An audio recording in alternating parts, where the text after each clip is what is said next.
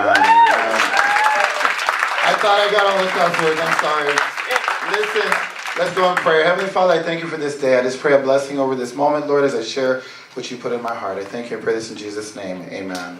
Going the Distance, Finishing Strong is our title that was given to us by our senior pastor, Pastor Walt. And, you know, it couldn't have been a better time for this to be portrayed upon my heart, my life, as well as many of us who are here right now.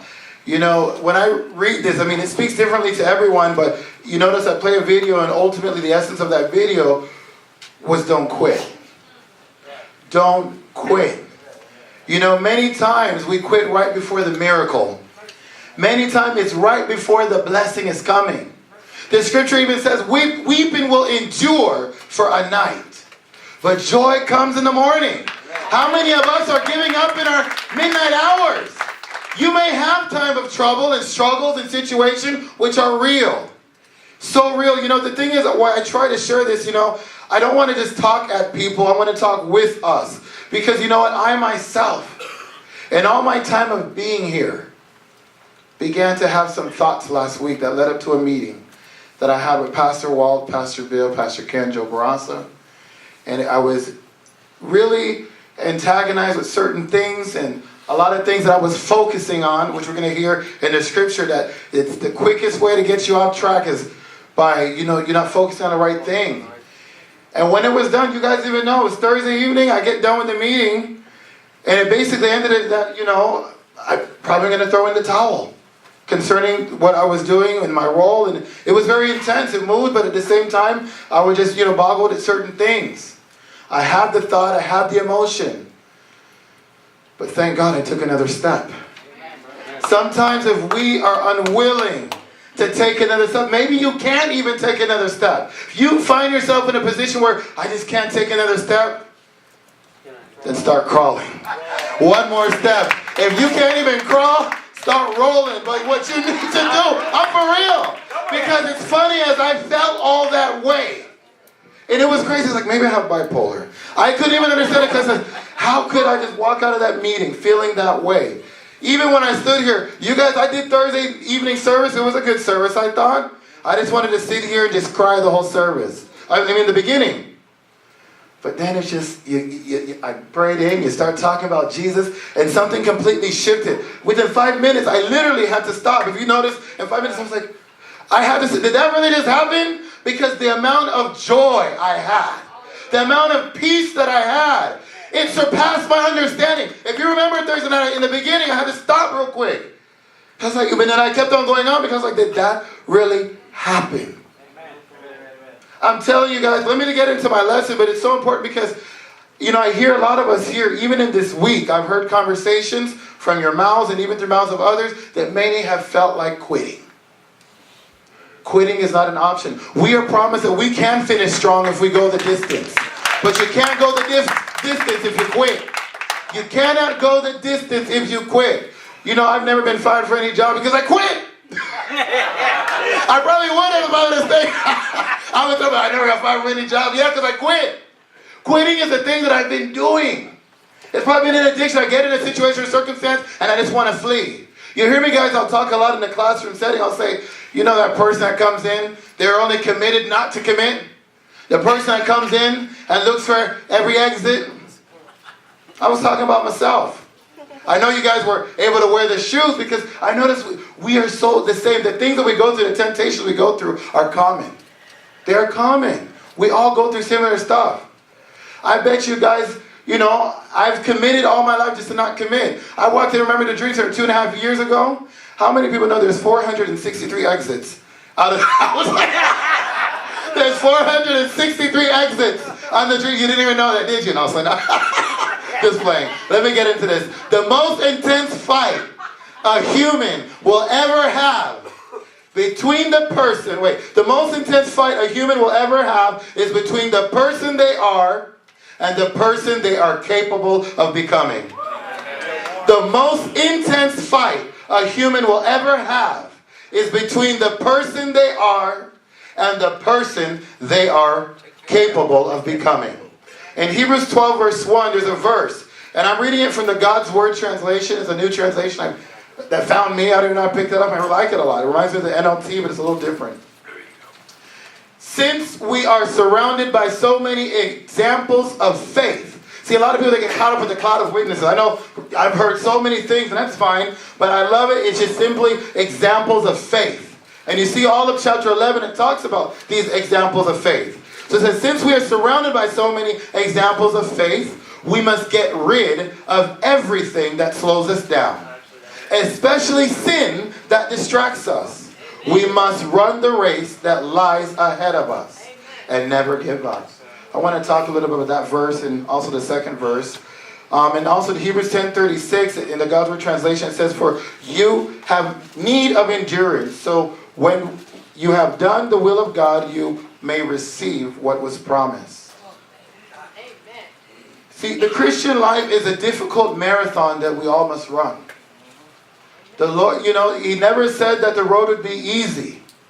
But God did not bring us this far to leave us now. It's so important that we continue to rise in the occasion.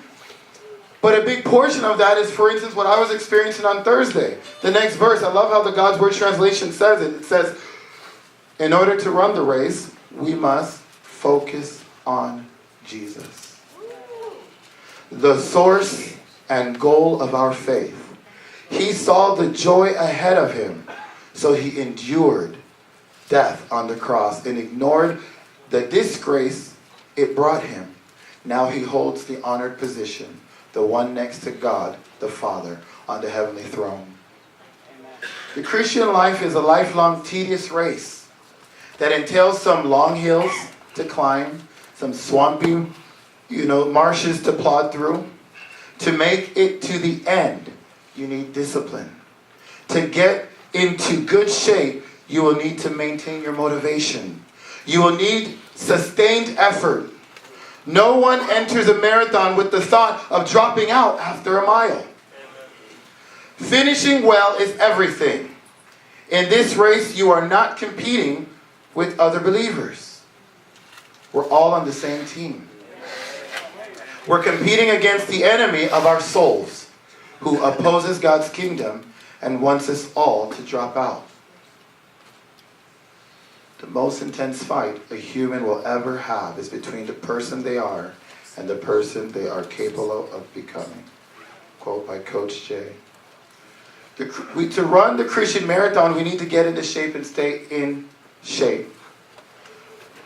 It says here the primary thing, of course, is discipline, motivated by the goal, going the distance, finishing strong. But the author in Hebrew, he leaves us two ways to stay in shape. The first thing he says is that we must get rid of everything that slows us down. And especially, the second part, sin that distracts us. We must remove everything and anything that slows us down or drains our energy. Picture the start of a marathon. You have all the marathon runners up there, the Kenyans. There's always a Kenyan in a marathon runner. There's always a long-legged Kenyan, It's like, where are these people? Like 10 foot tall. But anyways, you always have them. You have the skinny American runner there too.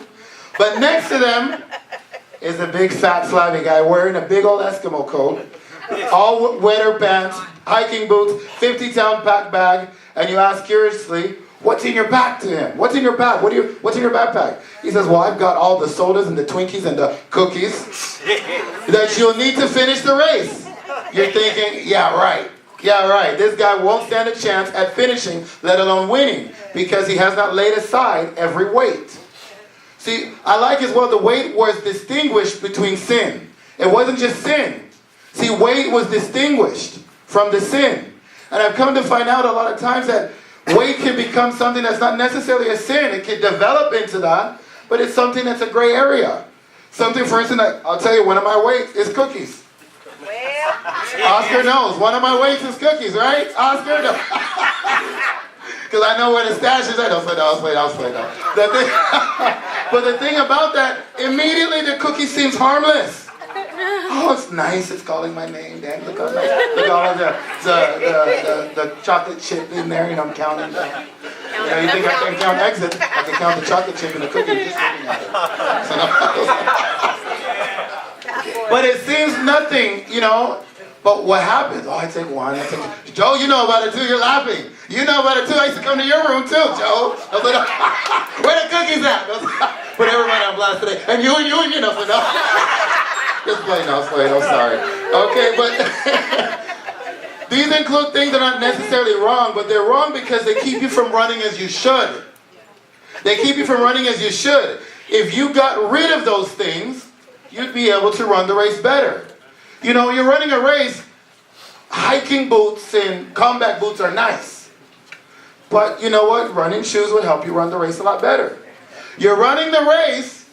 You know, I like my suits and my outfits, and that's nice. But when you're running the race, a suit, you know, an actual marathon, it would keep me back. You know, Thomas Edison, he had a quote, and it talks about things that just won't work, you know, and it's good. I like the outlook. He looks at it because he takes a positive perspective. He says, I have not failed, he says. I've just found 10,000 ways that won't work. And I think it's important we do that. Let's say that you have some options. I want to get more specific, even with a weight before I move on to the sin that easily besets us. Let's say that you have the option of going on an outreach in your free time. You're not scheduled for it. So he's like, I'm going to take a nap or call it a night because you had a long day. You already did 3 outreaches, or you were in class all day. What do you choose? Outreach, nap, you know what I'm saying? What do you choose? You protest, well, I need rest because Jesus is my rest and I'm tired, so I must rest. Why not just stay in and have an outreach with Pastor Pillow, Bishop Blanket, and Minister Mattress? But you could do so, and I know you're laughing and I've seen it, that's fine. It is, right? Brother Bedbugs, right?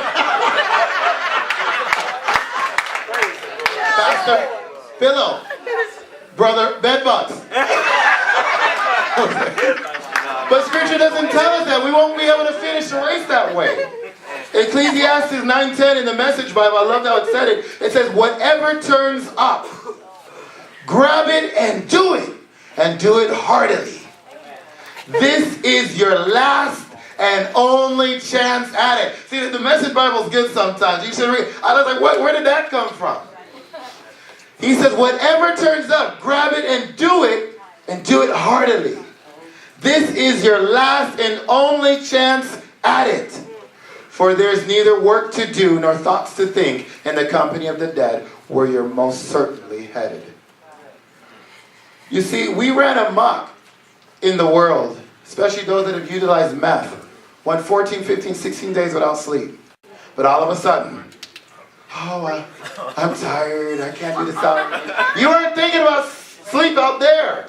You weren't thinking about sleep in those situations. Sleep didn't bother us then. You need to shed the weight of loving sleep and rest more than loving God. There is a saying that I don't know where I heard it, and it said, sleeping will do you no good if it's your soul that is tired.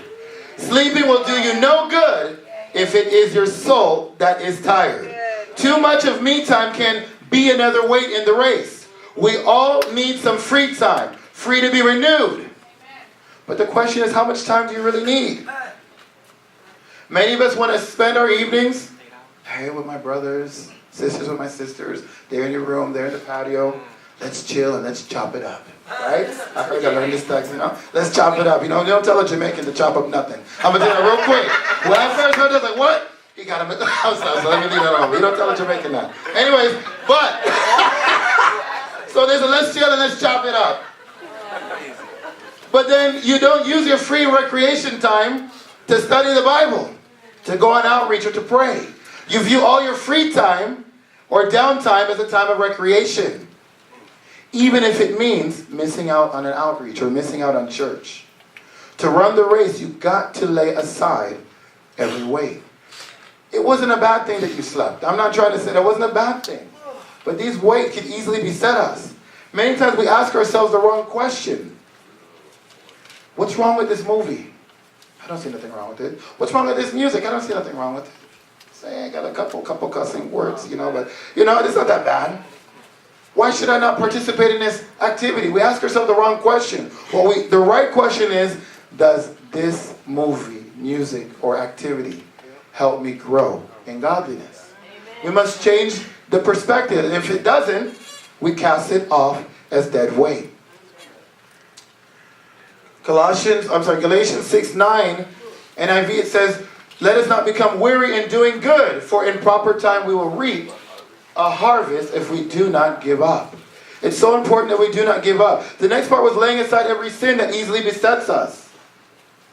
You know, you can't run the race, you know what I'm saying, if we have our sin. Just real quick, the sin begins in the mind. The sin always begins in the mind, and so we must judge all sin at a thought level. Pride, lust, envy, greed, anger, grumbling, selfishness, all of these things originate in our thought life. How do you know if you're quitting? How do you know if you're on your way out of the program? How do you know if you're on your way to a relapse? If you're thinking it. It's that simple. You thought it was something special, right? If you're thinking it, that's a warning sign right there. If you're thinking it, alert, alert, alert. If you're thinking it's okay to quit, if you're thinking, you know, there's no problem with this or that, or I'll just leave. If that doesn't work, I'm going to have the option to leave. Alert. You need to pull over, stop, slow down, don't go past go. If you're thinking that, know that trouble and dangers are steps away. Learn to cut things off. I'm telling you, it's something that I've been battling. We all having the thoughts. I thought of this thing too. But let me tell you, and it got a little bit of my emotion. But what did I do? That's what I got to go. I have to go do a message right now. You know, I took a step towards the goal. I could even say, well, let me just go and let's go. You know, and no, that wasn't even an option. And if I wouldn't have took that step towards the mark, as opposed to what I was feeling and what I was thinking, I would have been in trouble. I would have been in trouble. So many, that's why I think it's very common. We all have these thoughts. You know, and I was even thinking about this thing. Even Jesus had these thoughts. I was reading Exodus 4:24. Said the Lord, that was Jesus, went into the inn and he was going to kill Moses because Moses wasn't acting right. Oh yeah. It's so important. Jesus is the same one. These thoughts came to even him. And I think it's so beautiful because we can focus on Jesus. Because I love how Hebrews 3 says he went through every circumstance we went through. Has thought the things we felt through, but he's overcome. He did not fall to the sin. So we can look towards him because he will get us through. Many times the first thing we'll say, well, I'm thinking this thought, it's only me alone. The enemy's lying to you. Only I am the only one who's ever felt this way. Only I and I alone has felt like quitting. I think Pastor Walt said one time, if you've never felt like quitting, you've never played the game.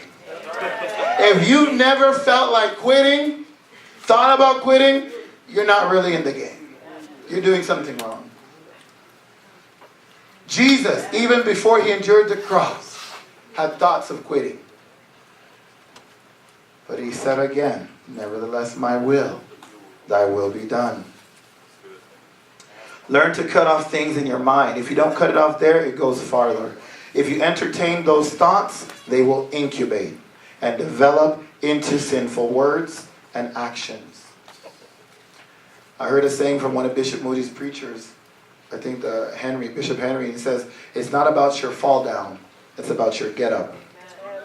Another saying I said here, failure doesn't come from falling down, failure comes from not getting up. The greatest glory is not in never failing, but in rising every time we fall. To run the Christian marathon, we must run the endurance, the course set before us.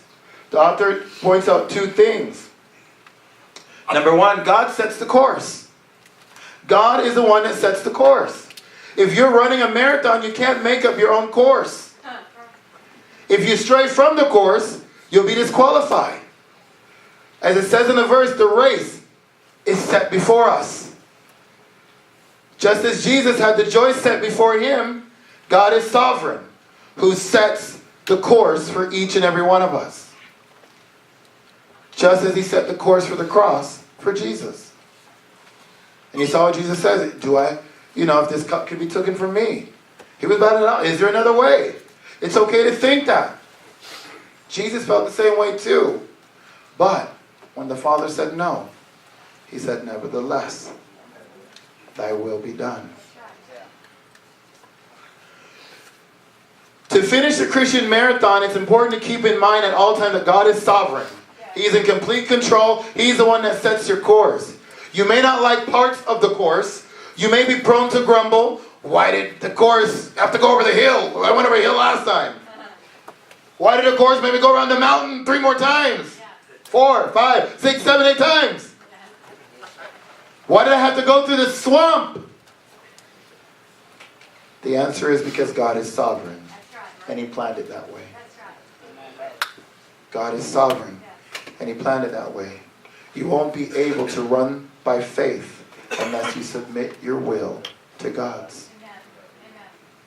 We must run with endurance. Looking at the time, I can't see behind her. Look, I don't have much time, so I'm going to jump to my next point. Is the encouragement to keep running comes from those who have run before us, but primarily from Jesus himself. We see in Hebrews chapter 11, it gives us a list of individuals who are running. And I love that because I like to say, people say, well, where's your proof? Our cloud of witness. The examples before us. The ones that I'm going to read actually different ones, as everybody talked about the ones in Hebrews 11. I'm going to read a couple other ones in the scriptures. We have Joseph. He was a cloud of witness. He was an example of faith. He encourages me to keep on running. And every one of these people, you're going to see a point in their life. They're mighty men of God. And many of us, we idolize it. It's great. I want to be like Joseph. I want to be like Jake. I want to be like this. I want to be like Paul. I want to watch. But every one of these people had a point in their life where they had to cross over themselves. They felt like turning back. Joseph, he encourages me to keep on running. Why? He was sold into Egyptian slavery by his brothers. Not strangers. Not his enemies. His brothers. Talk about household problems. You're not the only one. Joseph knew about household problems too. He earned his master's trust and was allowed to work freely in the house. Then the lies of a woman... Sorry, his Potiphar's wife. Not a woman. Let me erase that part. You know, the lies of the Potiphar's wife put Joseph in prison for 13 years. What I said, think about all the stuff in your mind. Imagine the amount of times he probably thought about quitting. What? God, I didn't ask you for the dream. You gave me the dream that said I was going to rule. I didn't ask to rule. You the one that put it in. What is this now? I'm sold into slavery, almost killed by my own brothers. 13 years of prison from a lie. But, you know, God granted him understanding of the dreams. Joseph was interpreting a dream which would have been his bailout. But the man forgot about him for another 2 years. Joseph was released from prison and was taken to an elevated place of government. Second in command of all of Egypt. Imagine what would have happened if he would have given up before the time. It's important to know that we all will have our time and seasons of weeping, where we have our turmoil. Many of us, like I said, I've heard conversations down to even yesterday. Quitting cannot be an option. Amen. Quitting cannot be an option. For us to finish strong, we must go to distance. And to go to distance, we cannot quit. Once you have quitting as an option, even if you say, well, nobody's going to know, because I'm not going to say anything. I'm just going to keep it in my mind. That's the worst place to keep it. The mind is like a soil. It's like a soil, and the thoughts are seeds. You may thought, well, nobody can see that seed. Let me just stomp it in. Nobody can see it. There, it's invisible. No. Just like if you were to put a seed in the ground, in due time, it's going to grow and break surface. We're going to see that was a weed from the beginning. You're not hiding those things. Just get what's in my mind, no one will know. It will crystallize in your actions. Your mind is soil. Your thoughts are seeds. Everything you plant in your soil or your mind will grow. Everything. That's why don't listen to this, don't listen to that. Everything you plant in your soul, in your mind, every thought will grow. Naomi was another one. The love story, she was let me see my time again. Oh, I don't have much time. So there's a bunch more people in the Bible.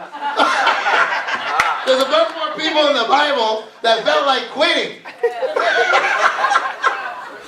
A bunch more people. Read it. You learn something. But we gotta keep on running. We gotta keep on running. You know, the thing is, guys, I really don't like trying to see. It's 45, right? Yeah, I don't got much time. I'm coming in conclusion. This is immediate crash landing. Let me tell you guys. This thing is so fun. I am so blessed to be here. You know, I'm so blessed to be here. You know, guys, I've been a Christian, for the lack of better words, not always living the walk, walking the walk, but for over 17 years. And, you know, for all of that time, thank God I never stopped studying Scripture, but I wasn't always living right. You know, I've always loved knowledge, you know, from a young kid. And this clearly had all the knowledge I wanted. And the more and more I read it, the more and more I found that out. And the more and more I was like, well, now I have the knowledge, but now I want the Lord of this book. You know, and I'm also coming to this way. I'll tell you what, as being a Christian for 17 years, Church in the Street taught me how to really be a Christian. Amen. Believe it or not, after 17 years, I've been elder of the Mormon Church. I've been all kind of different things. I've been I lived in Rome for 2 years. I've always been around religion. But I first started, learning how to really live for God here. Amen. I've never come across the things in all of my Christian life. 17 years, I've never come across some of the things that had come across here. Amen. And you may be like, whoa, you know. But no, I needed it. Every turmoil, every trouble. The other day I was teaching on prayer. Actually on Thursday night, when I left the office, I was teaching on prayer. And I said that someone earlier in the day had asked me, where did you learn how to pray? Where did you learn how to travail? I said, you may think it was one of these packets. You know, there's packets and there's books. You may think I read it somewhere. And believe it or not, I read about prayer in the Bible. But that's not where God taught me how to pray. I learned how to pray from trouble in my way. I don't know what it is. Every time trouble comes, it just brought me to my knees. Well, in the past 2.5 years I've been here. I don't know what it is I've come across. And I'm talking about trouble like not just like, oh, big. No. It's but stuff on my inside. Stuff that was missing me for 17 years of my Christianity. I've gone through services, I've preached, I've traveled the world. And believe it or not, in all these years I've missed out on a lot of areas in my life that a place like this will bring out real quick. Yeah. Real quick. I didn't know I had an anger problem until I came here. I didn't know. I thought I was just a little assertive and, no, I have an anger problem. Talking to Moses the other day, I have an anger problem. Like, Moses, I'll be back. Talking to Pastor Robert the other day, no. But there's so much things, like, it's amazing though. Because the refining fire of God comes to purge. It is so easy. I'm telling you, we're so blessed to be here. If you've even been a Christian for many, many years, we're blessed to be here. Man, I can't tell you how, even before my fall, which immediately led me here, I was doing very good for many of those years. Doing very well. Had houses. I was very successful from my young age. Had my first house when I was 18, 19. Second house, third house when I was 21. Paid off the first one. I mean, a lot of stuff I've had. I've had a good upbringing. You saw the lady here that was ordained? She came in the 70s with just 2 luggages, broke as dirt. Within 5 years, she had her first house. Within 7 years, she's already building houses in Jamaica. I mean, my grandma came here with that woman here. And every one of her sisters and brothers, she has like 12 brothers and sisters, they all laughed at her. But she wouldn't quit. She tried to come to the U.S. Embassy in Jamaica for 4 years. For 4 years. And they denied her. She wouldn't stop going. She kept on setting up appointments. I'm going to America. And they would deny her. And she finally came. And even her mother, my great-grandmother, laughed. You're not going nowhere. Her sisters and brothers. Now, all of them are very wealthy with houses all over the United States because of one woman wouldn't give up. We're so blessed to have people like this. We could talk about all these examples, but I'm telling you, I've been around. I was with Pope John Paul II. I've seen him and he's done so many. He used to come to Jamaica all the time. I've been under the prophets of the Mormon Church, Thomas S. Manson, Thomas S. Monson, Manson, whatever, it doesn't matter. Doesn't matter anymore. I've never been before a mantle. I've never been under a covering of spiritual people like yourself, Pastor Walter Miss-Leween. I've been around. I used to serve with Benny Hinn when I became a Christian. I've never seen, I know it is, oh my gosh, but I've never seen. We are so blessed. We have the best examples of faith. I gotta quit.